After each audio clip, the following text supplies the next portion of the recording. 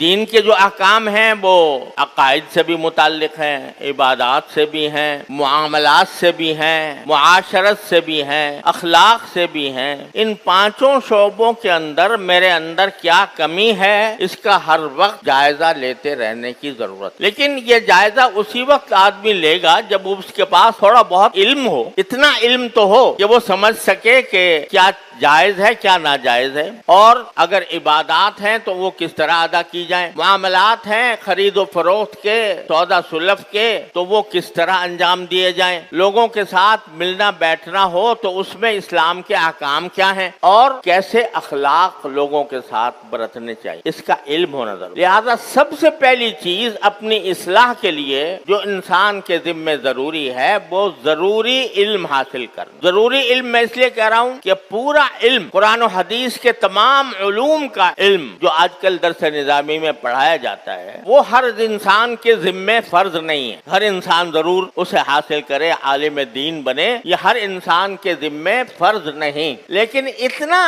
علم کہ اسے اپنی زندگی گزارنے کے لیے اللہ تبارک و تعالیٰ کے احکام کے مطابق زندگی گزارنے کے لیے جتنی باتیں ضروری ہیں ان کا علم حاصل کرنا ہر مسلمان پر فرض عین ہے۔ فرض عین کا مطلب ہے ہر فرد پر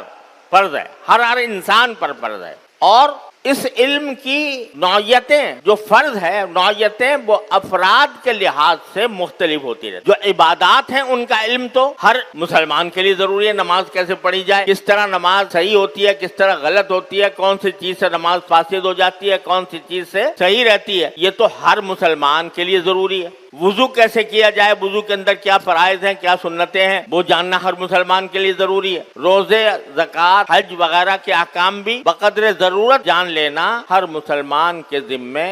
فرض عین ہے۔ افسوس ہے کہ ہمارا جو نظام تعلیم اسکولوں، کالجوں میں، یونیورسٹیوں میں پڑھایا جاتا ہے اس میں دین کی تعلیم کا جو ضروری حصہ ہے، فرض عین ہے، وہ بھی اس میں شامل نہیں ہوتا۔ اسلامیات کے نام سے ایک گھنٹہ ہوتا ہے اور وہ بالکل اس کی کوئی اہمیت نہیں سمجھی جاتی، اس میں دین کے بنیادی احکام تک کا علم نہیں ہوتا۔ کن چیزوں میں وضو واجب ہوتا ہے، کن چیزوں سے غسل واجب ہو جاتا ہے، غسل کے کیا لوازم ہیں، وضو کے کیا لوازم ہیں، یہ بھی نہیں پڑھایا جاتا۔ نتیجہ یہ کہ پوری قوم جو ہے جو اس نظام تعلیم کے ذریعے کھڑی ہو رہی ہے اس قوم کو دین کے بنیادی امور تک کا پتہ نہیں۔ ہم جب کوئی دارالعلوم کے اندر ملازم رکھتے ہیں، ایک تو مدرس ہوتا ہے جو پڑھانے کے لیے رکھا جاتا ہے، لیکن بہت سے انتظامی کاموں کے لیے رکھتے ہیں۔ ایسے انتظامی کام جیسے مثلا کوئی اکاؤنٹنٹ رکھنا ہے، محاسب رکھنا ہے، حساب رکھنے والا، یا بجلی کا کام کرنے کے لیے، یا